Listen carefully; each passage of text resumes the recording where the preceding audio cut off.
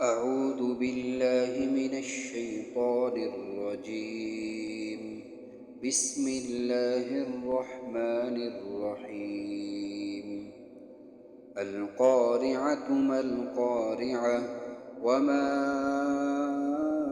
أدراك ما القارعة يوم يكون الناس كالفراش المبثوث وتكون الجبال كالعهن المنفوش فأما من ثقلت موازينه فهو في عيشة راضية وأما من خفت موازينه فأمه هاوية وما أدراك ما هي نار حامية